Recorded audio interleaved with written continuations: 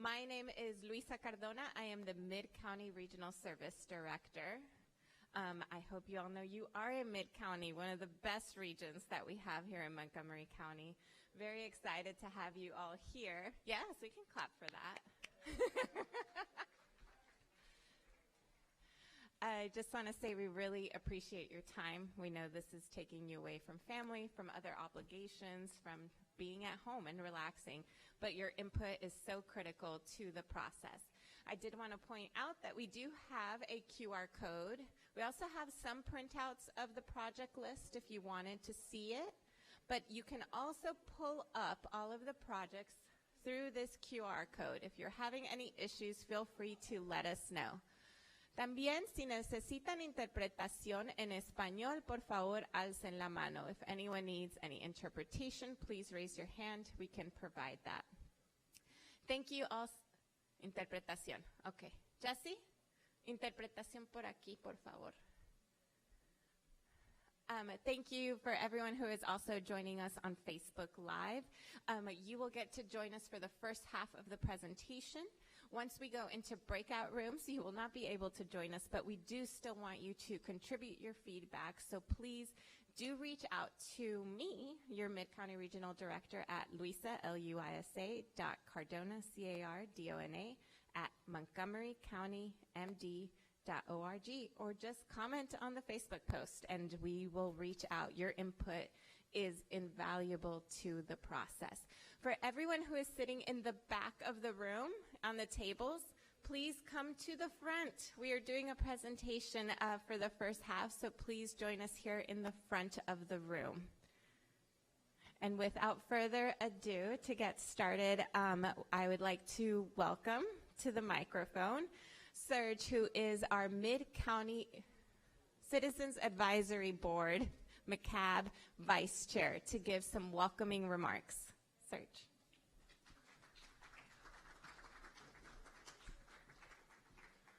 Good evening, fellow residents of Montgomery County.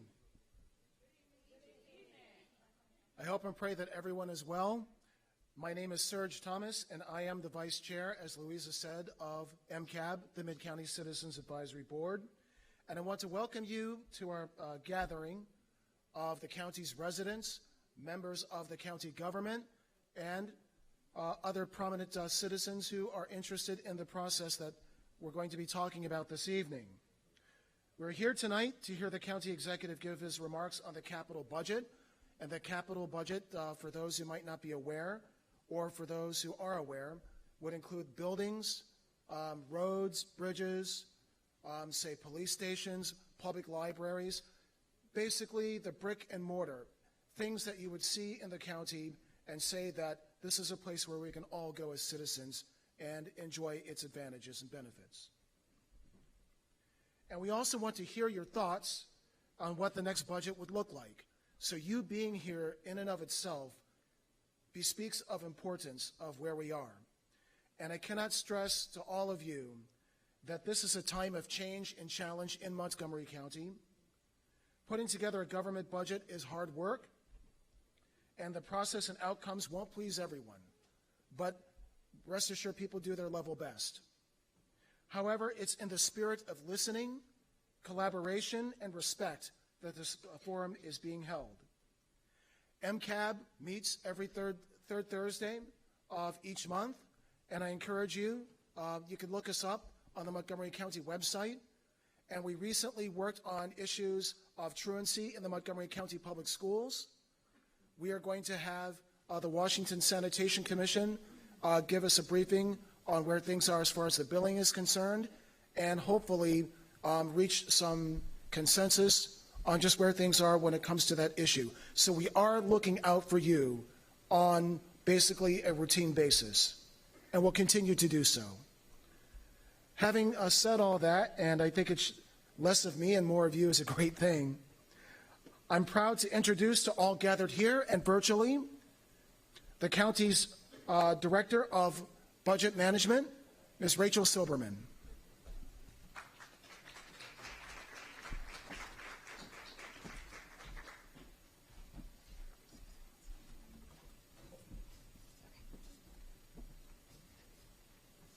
All right. Good evening. Thank you, everyone, for coming out. My name is Rachel Silberman. I'm the Capital Budget Manager at the Office of Management and Budget. And I'm here today to give you some background on the county's capital budget process, as well as what we hope to get out of these community budget forums. This is the first of 6 community budget forums that the county executive is holding across the county as he prepares to develop his next full CIP from fiscal 27 to fiscal 32. So this is to solicit your priorities as he goes to develop that plan. So thank you so much for coming out. The county executive and the citizens advisory boards really appreciate you taking this opportunity to learn more about the county's capital budget and to provide your feedback on your priorities and the projects that are most important to your community. All right, some basics about the capital budget. The county has 2 budgets. One is the operating budget that supports programs and services. And the second, which is the focus of tonight's conversation, is the capital budget, which supports the construction of buildings and infrastructure. So the rec center that we're sitting in today was once a project in the county's capital improvement program. So the capital improvement program includes capital projects, which are large, expensive projects that take quite a long time to implement, from planning to design, construction, and then finally opening. And because of that, we program them over a 6-year period in order to give them an opportunity to launch. And that's called the capital improvement program. We have a biennial capital budget cycle in the county. So in a full year, the odd-numbered fiscal years, we're considering all new projects and amendments to existing projects. In the off year, which are even-numbered fiscal years, we're only considering amendments that are of an urgent nature to those previously approved projects.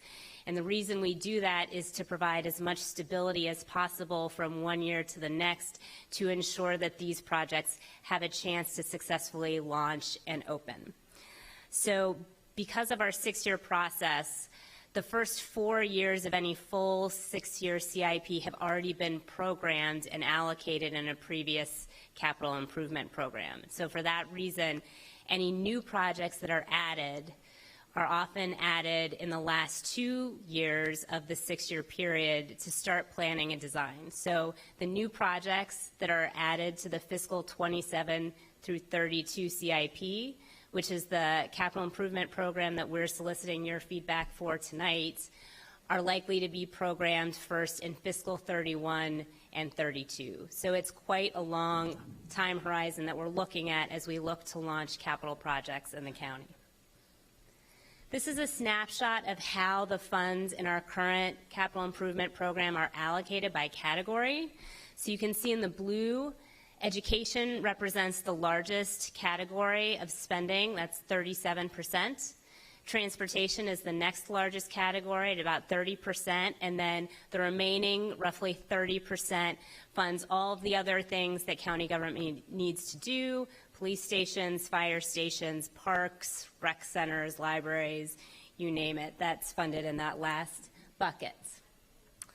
So when the county executive looks to invest in his CIP, he tries to drive resources to his capital budget priorities, which are listed here in alphabetical order. I just want to point out a few to emphasize here for the purpose of this conversation. At the very top, affordable housing has been a major priority of the county executives over his tenure. He's made significant investments in that area. Towards the middle, you see Montgomery County Public Schools capital needs, which is a major priority of the county as well. We want to make sure that our students have a safe and comfortable learning environment every day. And then last, transportation, in particular launching bus rapid transit in Montgomery County, is a major focus of the county executives and something you're likely to hear about a bit more in his remarks later in the presentation. So how can you inform the development of the next capital improvement program? The process starts tonight as we launch our public feedback sessions. We've actually moved these into the spring in order to make sure that the feedback that we receive from the community can be incorporated into the department's budget submissions in the fall. Another great opportunity is participating in the public hearings that the County Council will hold as they consider the recommended budget. There are also boards, committees, and commissions to participate in, and we also encourage you to use email and letter writing to reach out to your elected officials, and finally, leveraging 311 to let us know when you see infrastructure needs in the county and your sort of day-to-day moving around. One important thing to note, given that school construction represents such a large investment in the capital budget, is that it is the elected school board that prioritizes the individual school projects in the county. So they consider the recommendations presented by the superintendent. They make a recommended capital budget that is then submitted to the county executive, and the county executive will make a recommendation about how much funding is affordable in a given year, but is not making recommendations generally on individual school projects. So in order to voice your priorities regarding Montgomery County Public Schools projects, as well as the other outside agencies, it's best to reach out directly to those outside agencies, and there is contact information in that QR code about folks to reach out to for priority for those areas. This is a snapshot of the county's capital budget process. So again, we're launching development of the fiscal 27 through 32 CIP tonight. So thank you for participating in our very first event.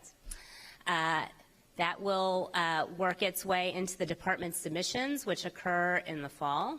And then in the fall and winter, the county executive is meeting with departments, reviewing analysis by the Office of Management and Budget, and then making recommendations about the capital improvement program, which is transmitted to the county council January 15th.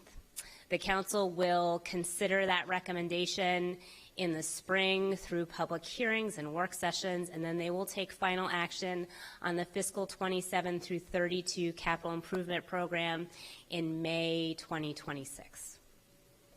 And so with that, I'd like to introduce our county executive, Mr. Mark Elrich.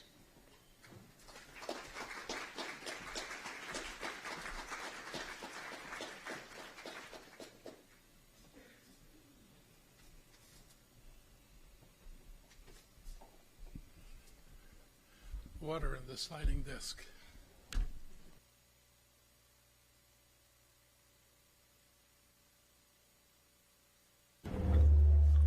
So thanks for coming out. This is your chance to provide input on the capital budget. As she was just saying, we're doing this now to get input from people rather than waiting till we've already decided what it's going to be to get input. It tends to work better this way. We've been doing this with our operating budget since I got elected. We moved the operating budget hearings in front of when we actually put the operating budget together. And I think it's helped us get more guidance on and how we can go forward here. I'm going to start with, what's the first slide here? Fiscal context. So I want to talk how the capital budget and the operating budget are related to each other. In FY25, we spent more than $225 million in cash from the operating budget to support the capital budget. Obviously, it has to be supported by something, and the operating budget is where all the money starts. All the tax revenues come in there. The bulk of the money goes to operate and build new facilities and refurbish older facilities, and that's the bulk of what we've been trying to do. It also includes money for the school system. In this area, we've got some, I think, pretty exciting plans in here. New Northwood High School, the new Woodward, the Crown High Schools are all on track. 3 high schools to open in the summer of 2027.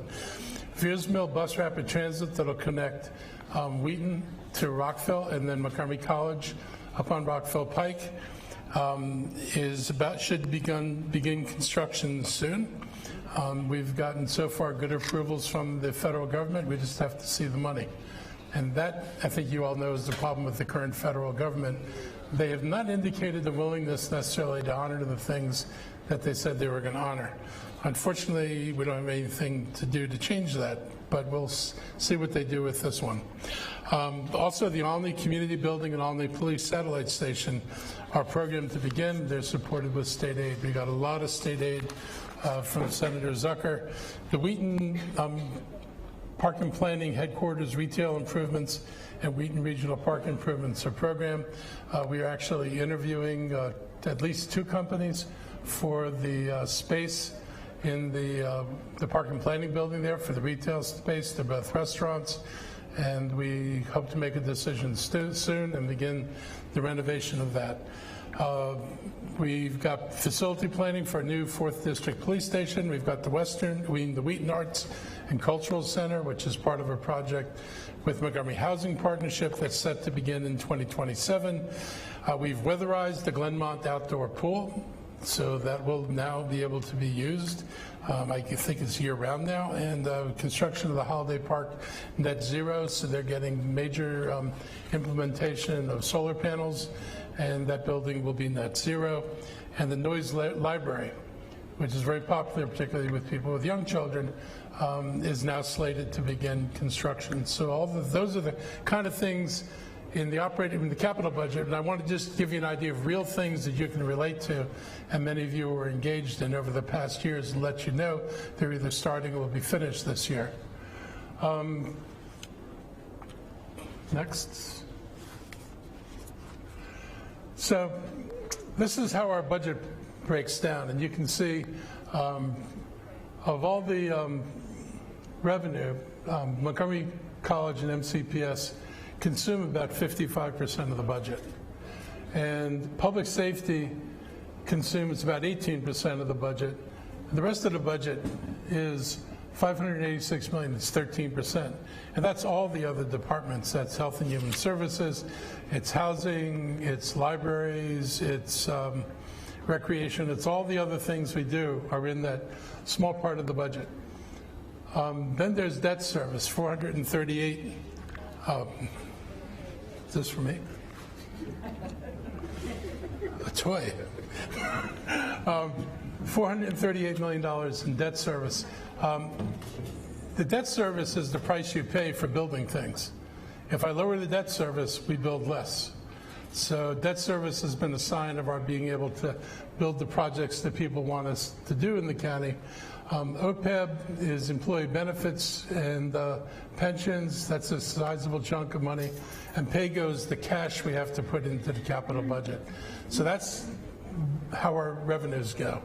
The rest of the budget is bus drivers, circuit court, libraries, parks and recreation, school health nurses, and more. And we're working with the school system to see whether the county should be running some of the things in the school system that are really should be county services rather than school services, which would be beneficial to us to have it better coordinated through departments that actually do social working and other things. So we're working with the school system to talk about what we can do with that.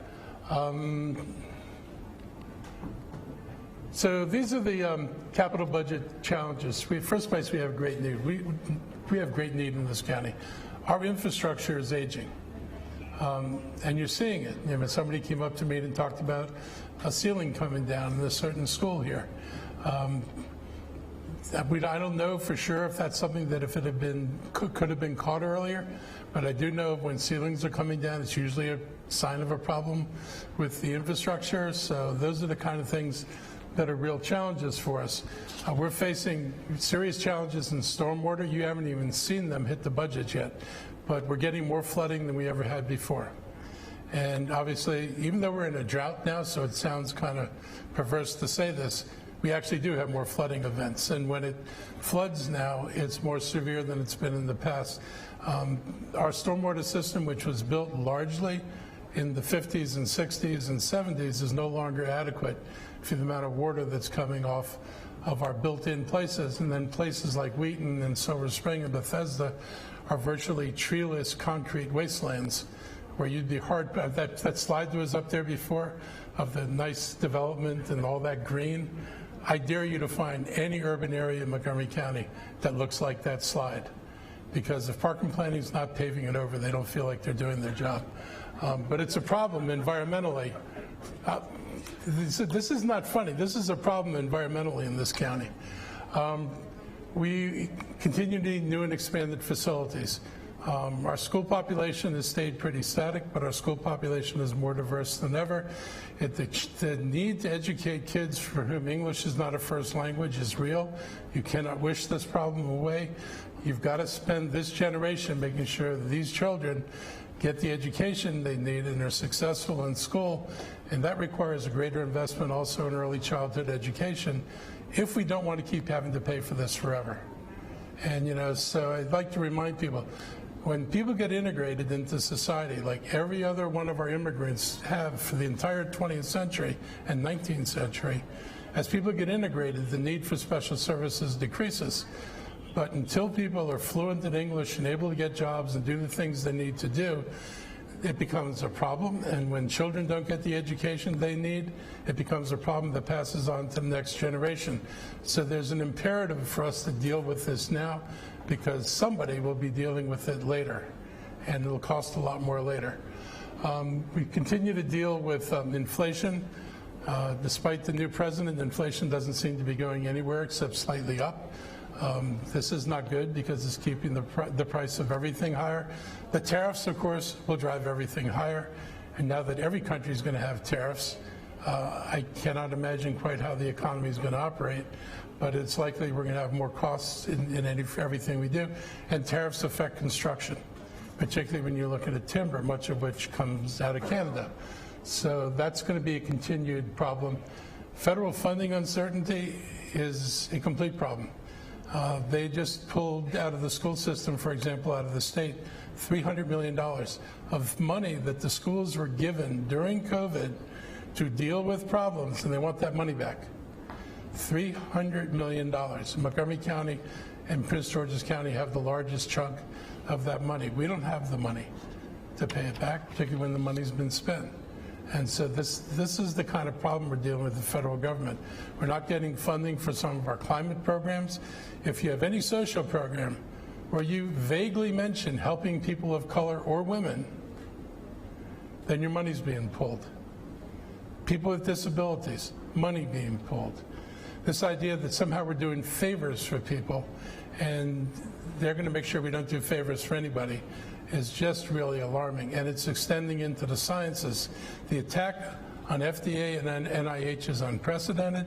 The amount of revenue that those places generate through scientific discoveries, not to mention the health benefits they generate, are enormous.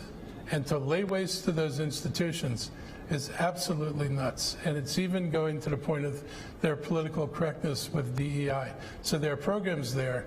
I think you guys, you know, if you've been awake, you know that people have been talking about medicine and how all testing on medicine historically was done on guys like me, white males, and not on women, and certainly not on minorities. So we produced a lot of great medicines, but over time people found out those medicines aren't as effective on minority populations or on women sometimes. So they've got research being done to figure out what medicine would be better, or how do you tweak what you're putting out there now so it can also serve other populations. That's not politically correct. That's scientifically correct. They're killing it because they think this is politically correct stuff. This is how deeply disturbed the people in Washington are. And unfortunately, we're going to suffer from a bunch of that. I know people who've already lost jobs at NIH. I know people who are terrified of losing jobs. Mr. Kennedy, who has no business being where he is, has announced 10,000 cuts. Nobody's studied NIH. Nobody's looked for efficiencies. Anybody who owns a business knows you just don't walk in one day and say, I'm firing half my workforce. You might say I'm inefficient. You might hire somebody to look at your processes to make you more efficient, but you don't change your personnel staffing until you understand your organization and can build your organization back stronger, even if it's with fewer people. I actually believe you can do things with fewer people. But to just cut everybody out without regard for what they do is insanity, and we're going to pay the economic price of this. This budget is as healthy as it is because our income taxes are based on what you earned up to 12/31/2024. This next budget is going to reflect the income taxes of people who lose their jobs, which will be the lack of income taxes. So we stand to see a real hit on our income tax revenues. If people start having to sell their houses because without a job they can't stay here, that will depress the housing market. Depressing the housing market will reduce recordation and transfer taxes. So there's a whole bunch of problems that could flow to us from the kind of madness that's being perpetrated in Washington, and there's not much we can do about that. We have volatile revenues like recordation and impact taxes. The recordation taxes and transfer taxes have been affected by the slow housing market. Slow housing market's been affected by inflation was the biggest factor, but the other biggest factor is the lack of job growth in Montgomery County. Montgomery County's job growth has been almost non-existent for about 15 years, and I mean totally. We have sectors that have grown. You can go up and see our life sciences areas, and you'll see cranes and you'll see buildings going up. So that's a great thing. I shudder to think where we'd be without that. But we've also had losses in other shopping centers. We've had 2 major shopping centers closed in the last decade, White Flint Mall and Lake Forest Mall. You're looking at thousands of jobs and millions of dollars in revenue on property taxes because those places have gone vacant. So we've lost more jobs probably than we've been able to add back in. I will say that one of the biggest problems has to do with our lack of transportation compared to Northern Virginia, where they eat our lunch. And for all of you who want to, tell me about Northern Virginia and why they get all this and we don't, it's pretty simple. Northern Virginia has the highest taxes on commercial property, except for Washington, D.C. Montgomery County is the cheapest place to do business in the D.C. region. We have the lowest property taxes on commercial property in the D.C. region. Absolutely, we are the lowest taxes. Washington, D.C. has the lowest residential taxes. They're at 85 cents. They're at 85 cents on residential because they're $1.89 on commercial. We'll talk more about this later. But if we don't start doing what Northern Virginia did and alter our tax structure so we can broaden our base and we don't continue to have to hit on homeowners as the only way we can deal with this, we're not going to go anywhere because there's no political will to continue to raise homeowner taxes unendingly. So if we're not willing to do something creative like Virginia did, we're going to have trouble. And we have general obligation debt limitations. So we can only borrow so much unless you have a revenue stream. Again, another reason to look at Virginia's model. They create a revenue stream through special taxing districts on commercial property, which lets them get around the general obligation bond limit because these aren't general obligation bonds they use. This is where we've been on infrastructure demands and ability to borrow and invest. This goes back to what I was talking about. If this thing may have the pointy thing on it. Yes. Wow, okay, I have to move this time. So if you go back to 2009, we were spending about $300 million a year on capital projects. This is our trend line for what we spend on capital projects. We peaked when I was on the council in FY16, I think it's 16 and 17 and 18, we were spending $340 million on capital projects every year. We are now down to $280 million on capital projects. That's $60 million less a year. Over a 6-year CIP, that's $360 million that we're not investing in our community, that we used to invest in our community. That's why school projects lag. That's why everything you look at and think should be built tomorrow is lagging, because without money, you're not even keeping up with inflation. If you put a project in the budget in, so is that 2019 or 18? And 2009, if you put a project in the budget, it would be in the 6-year CIP. I guarantee you that that project will cost more 6 years later when it gets built than it costs today. This is where we've gone over 6 years. We've gone in the exact opposite direction we should go. So every time we have to renew the amount of money we're spending on projects in the budget, the amount of money goes up, the amount of money that's available to us goes down, and we wind up, if we were spending what we should be spending, we'd be here. If you were spending what you spent in 2009 adjusted for inflation, we'd be putting $500 million a year into the budget. Now, I don't know if we need to go that high, but we sure as hell need to be higher than we are because we're not able to build what we need. Need for tax restructuring. I started talking about this. Our tax structure is built on the 50s and 60s. If you remember, anybody old enough to remember 50s and 60s in Montgomery County? Other than me? Okay, you, three. Okay, there are three of us in the room who remember this period. Yeah, you were in high school? I was in high school in the 60s. But this county had almost no businesses. There were no business centers. Bethesda was not a downtown of any significance. Silver Spring was a downtown, but all it had was retail. There were no jobs in Silver Spring, I think, except for Fisher Scientific, which had a one-story lab building on Georgia Avenue. There was nothing in Rockville. That's the capital city of Montgomery County. There was nothing there.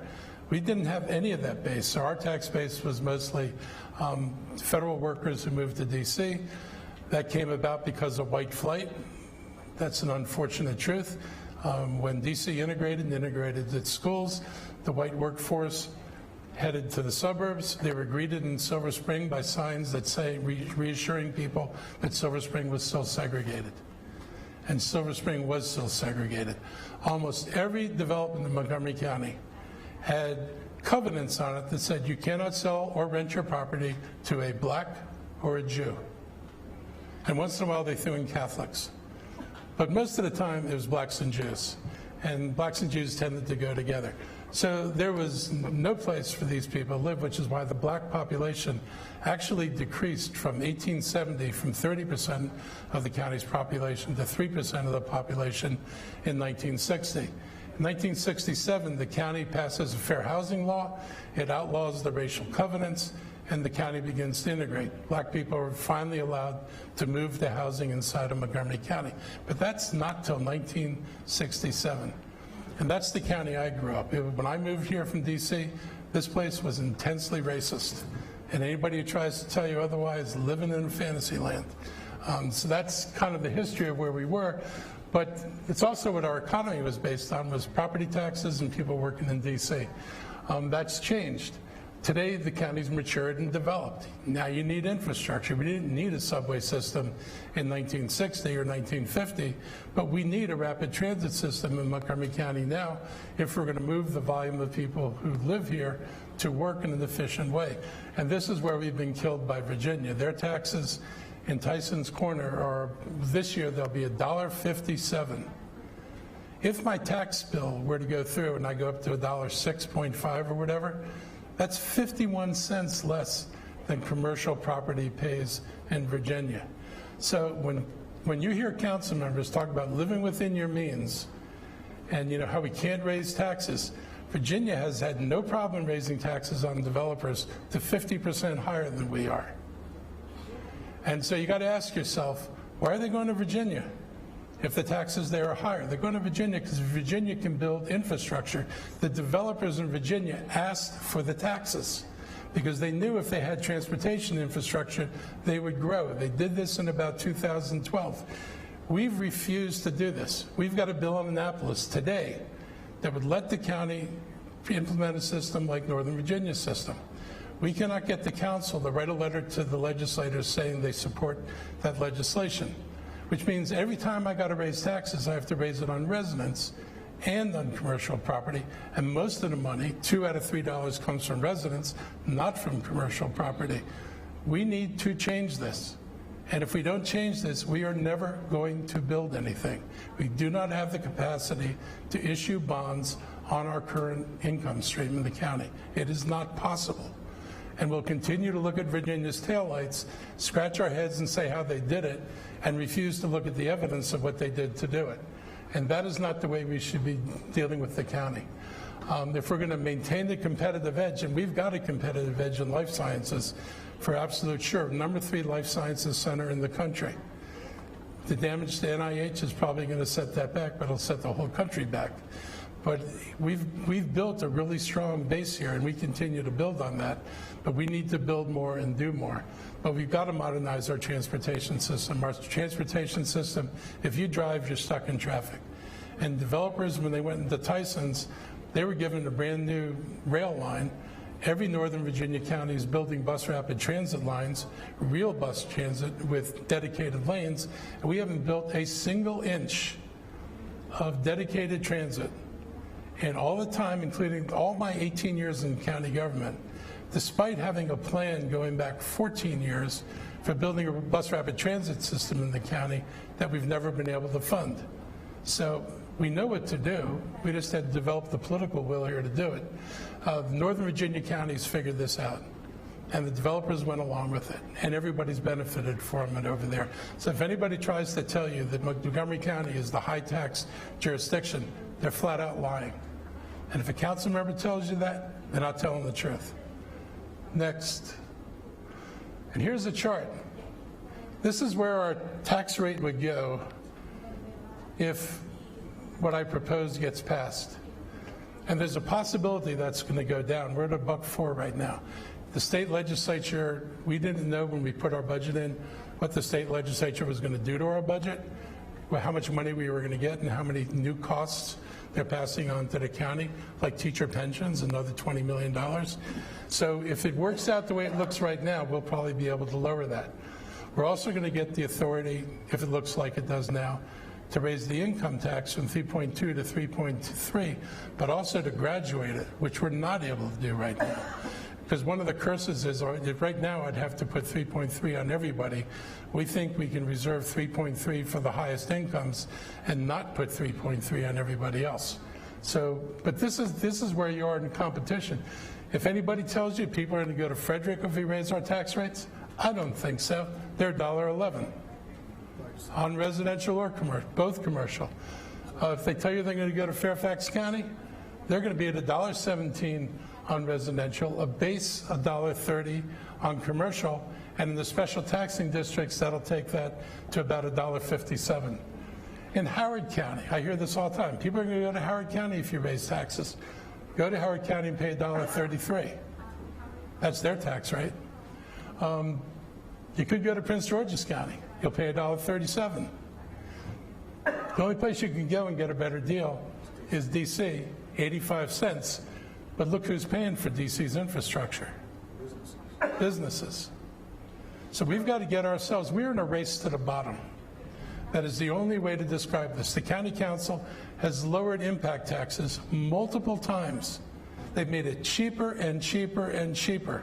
They're about to pass a law that would give the developer, if he converts a building that's 50% vacant and converts it to housing, they're about to give them a 25-year no tax period. 25 years of no taxes.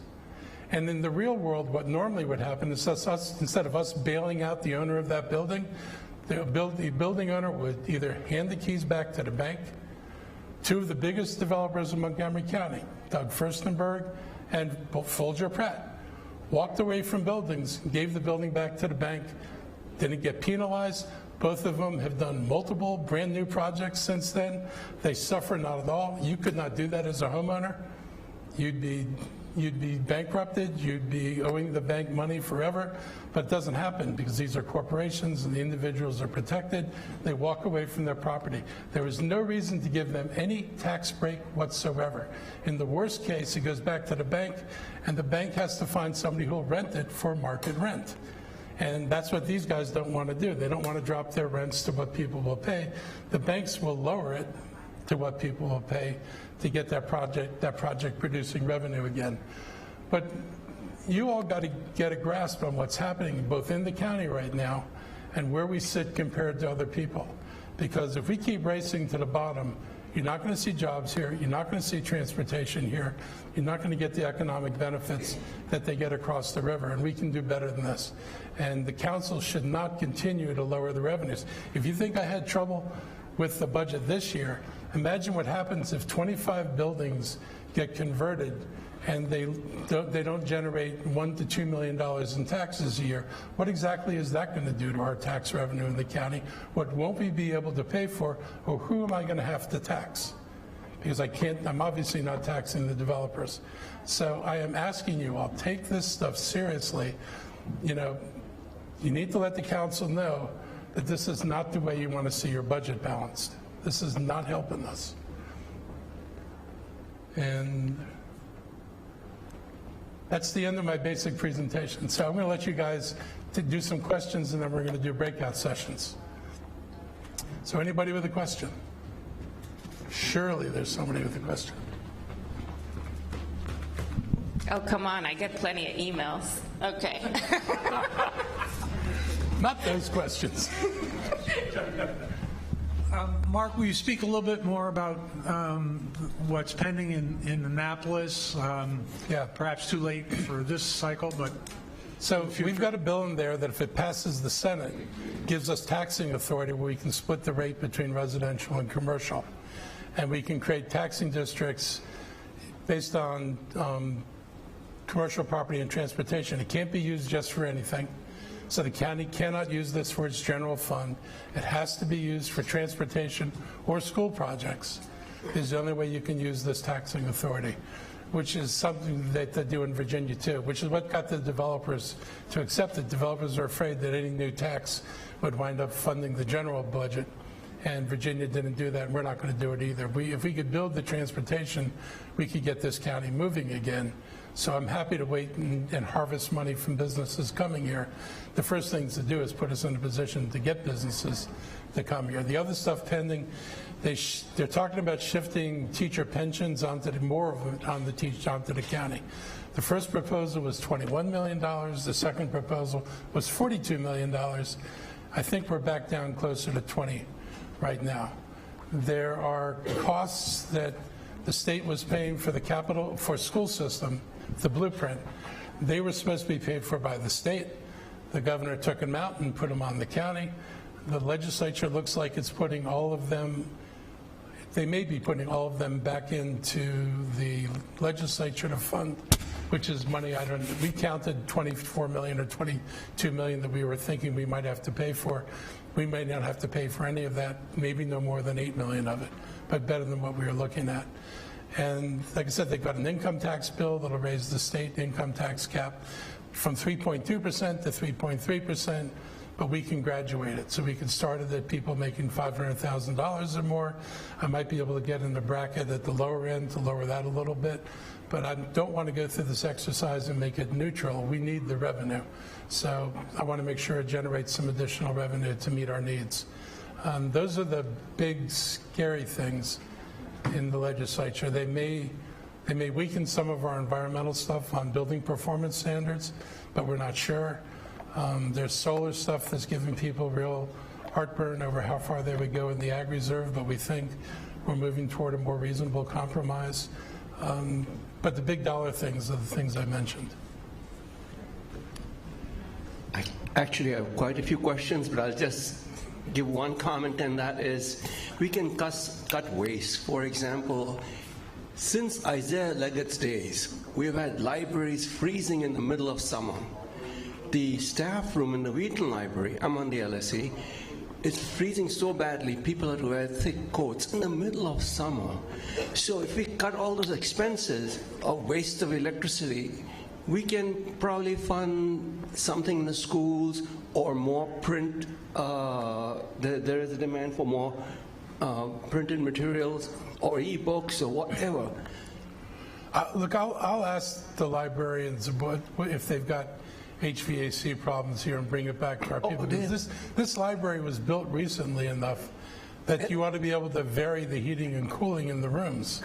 Yes, and I was told that everything's everything's automated. They have no control. Let me look into it. It may be automated, but it doesn't mean it can't be automated differently. Of course, that's such a waste. And I'll send more questions to her.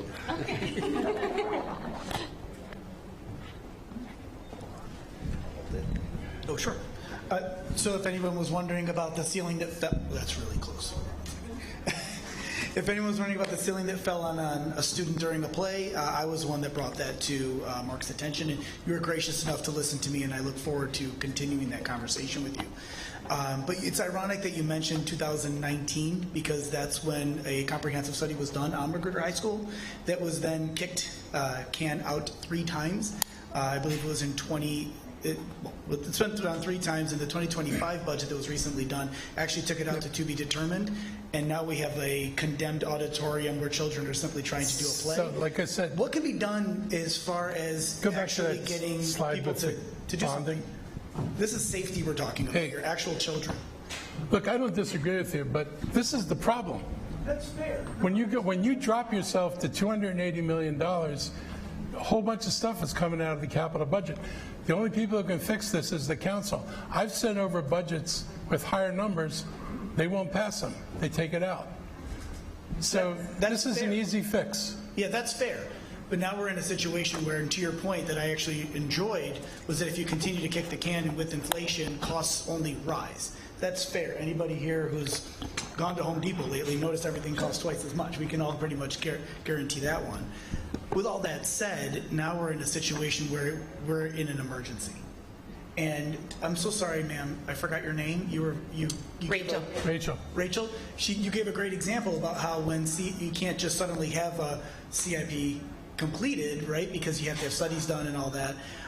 And I respect that because it does take time. In situations where it suddenly becomes dire because of neglect, what does the county do in efforts to jump in and take care of these projects? Where does the money come from? Normally we would look at our reserve levels and see if we can pull some money out of reserves. If it's not a lot of money, it's not a problem. If it's like north of $1 million, it gets to be a headache. It's less of a headache if it's not $1 million. I have more tolerance for this than they do. Yeah, Rachel's face says no. Rachel's cooperated with me and nodding her head yes. But if you look at the study that was done and several of the issues that are at Magruder High School right now, you'd see that it would, I mean, I'm no contractor, but I can tell that it would be significantly more than $1 million to fix this. So now that it's an emergency and maintenance was never done, and it has to be done, where does it come from and how and when? So, like I said, you either take it out of reserves, which is money we set aside. I will say the county, another thing we've done, the county's target was 10% reserves. Until I was county executive, we never hit 10% reserves. So I'm supposed to be this crazy tax and spend liberal. Our reserves last year were like 17%. This year, what are they going to be, 15, 14? Our reserves are well over, every year we've been over 10%. We continue to hold on to money rather than spending it all out, and that gives us money for the next year. We've got reserve levels. We're planning somewhere close to 11% this year because we think we're going to be in trouble with the federal government. We don't want to, we try to stay above 10% reserves, so we've put a little bit more money in there, but I do think if it's not a major project to fix the ceiling, there's not a reason why it can't be done. It depends whether it's structural or whether it's, if it's a hung ceiling rather than, structurally built with studs or with joists and everything. Hung ceiling's easier to fix and less expensive to fix, but I don't know. But something will be done. It's good. Clearly, they're going to have to do something. And I did want to point out, MCPS is here because they prioritize, through the school board, as Rachel said. And so I think if they could raise their hands, they can also provide some feedback as to how they will prioritize. There we go. Hopefully you read the letter from our council member. For everyone online, he's saying hopefully you've read the letter that the council members submitted. Either of you want to volunteer? Yeah, just a quick update on the Magruder ceiling. We did immediately assess with an engineer. We have a contractor actually on site right now doing the repairs. It was a plaster issue, so that is a plaster ceiling, which is the first time it happened with that ceiling. So we have, again, assessed the situation. There's a contractor out there fixing it, and they're going to look in the entire ceiling of the auditorium and make any repairs that's necessary. So that work is currently underway. Thank you. Okay. Mark, this may be the hardest year of your 18. No, the uncertainty is amazing. COVID. I go to Giant, and I'm retired. Yeah. Social Security gave it 2.5% COLA. Who knows if we'll have Social Security next year, but it's not going to have a COLA. I go to Giant. I like Progresso soup, but if it's not on sale, I don't buy it. I like orange juice, but if it's not on sale, I don't buy it. So my cart is not as full as I would like it to be. And that's sort of analogous to what I think the county has to be thinking. Can we really be looking for a full cart? How are we going to plan for this uncertainty? I know you've got to plan, 5, 6 years out, but how are you protecting us from what's surely going to be less federal support over these next 3 years? A couple of things this year. One was we didn't approve many new things in the budget. We kind of drew a line. I'm not trying to add more stuff to this with the level of uncertainty we're dealing with. But we also make cuts where if I had people was going to hurt and they gave me a number, I'm kind of like, I can't do that. I mean, we cannot afford to go into a downward spiral. I mean, it is. But can we put it on the taxpayer? So, I pay taxes. I would do it. And I would do it because you're not going to have the county you want. You need. If you don't deal with, say, for example, the social programs, social problems that are out there, and you just decide we're not going to make an investment in dealing with it, I guarantee you're going to deal with it anyway. You're just going to deal with it in a more unpleasant way. If we don't make investments in things that bring economic development, if we don't bring our transit system up to the level where it's competitive for the people who we keep saying we envy, then we'll just continue to envy them and get no satisfaction, but we'll never be competitive. But if we're on a fixed income, that's another can of soup I can't buy when the taxes go up. And how are we going to deal with that? Like I said, if I had a tax bill that was progressive, everybody doesn't have to pay more. I mean, the idea that everybody in Montgomery County pays the same 3.2%, regardless of how much money you make, is ridiculous. So can somebody run a tax campaign? And I'm doing it. I'll see how this works. The other thing is what I'm talking about in terms of the special taxing districts. If we have the special taxing districts, a whole bunch of stuff in capital that could be in the taxing district winds up in the taxing district instead of in the general fund, which would create a little bit of space in the general fund. If you can use the special taxing districts for schools, that takes some of the pressure off of the capital budget, which is, as we said in the beginning, has $220 million of operating cash in there. So there's space to create. But I need other forms of taxation to avoid sending this county into a spiral. If we don't develop, we don't provide infrastructure, we're not going to grow. If you're not growing, you're going to wind up with more and more burden on you anyway. So I'm trying to figure out a path forward and to make sure that it's fairly shared among the stakeholders here in the county, which it is not right now.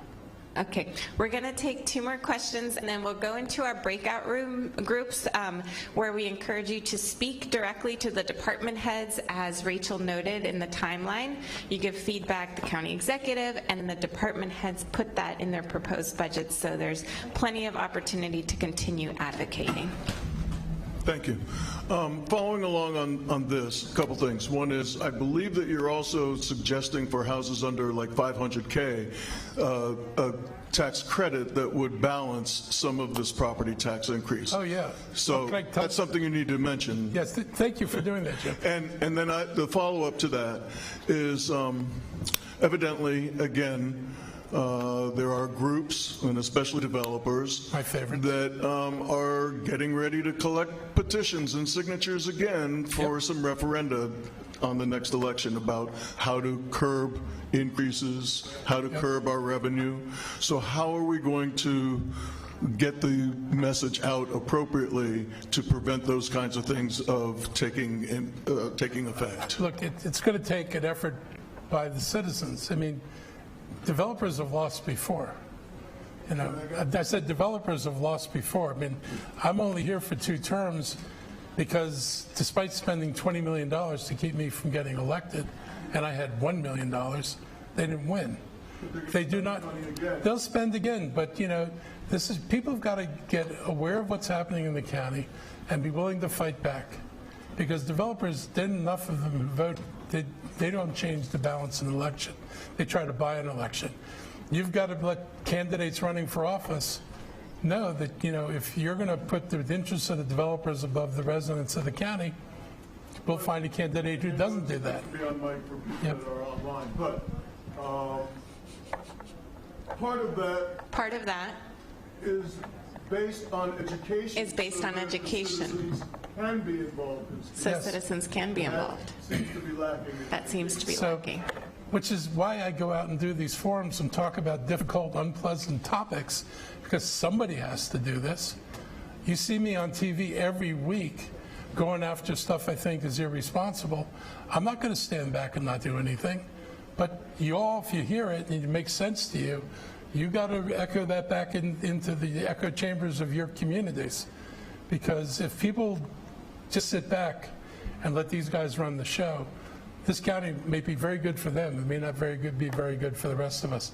And to answer your first question on the taxes, so if we raised it 3.5 cents, we're also giving a tax credit of $168, $72. She doesn't remember. It's something like that. Anyway, if your house is assessed at about $495,000, then the tax credit we're giving completely offsets the tax increase. If your house is assessed at, say, $1 million, then the tax increase would be $350. The credit would lower it, I think, to $172 or $182. So it's not going to be the full $350. So everybody gets the tax credit. Again, that's part of education. And it's our effort to introduce some progressivity into this, so everybody doesn't get hit the same way by it. So I'm raising the taxes 3.5 cents. The residential credit is equal to 2 cents. So the private sector will pay the full 3.5 cents. You guys will not pay the full 3.5 cents. It was the only way I can introduce progressivity here, but I was going to be damned if I wasn't going to try to do it. And this will be our last question. So if you take it easy, I love to be attached with this particular library. It's long time I'm attached with. I live very nearby.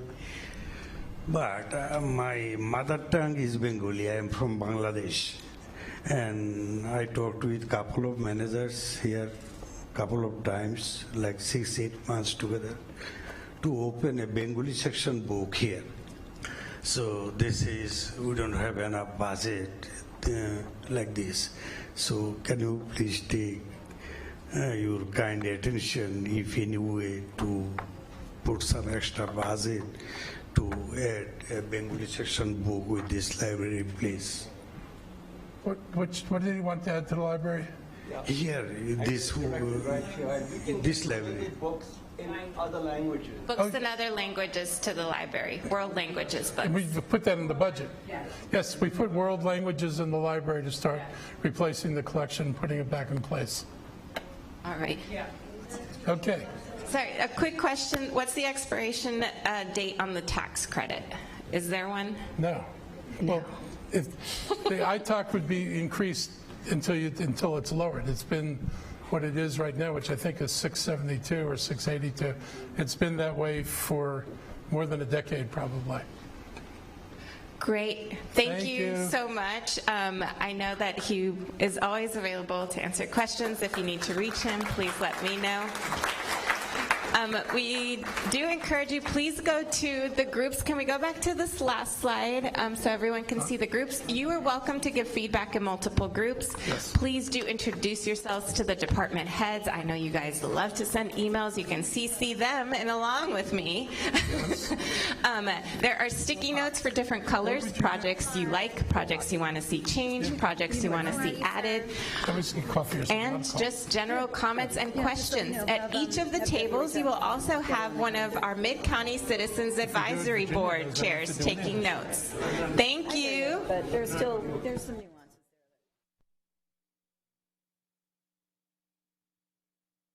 Prevent crimes as well as other anti-theft tools that will be given to them on that particular day. This again is a partnership in order to work on issues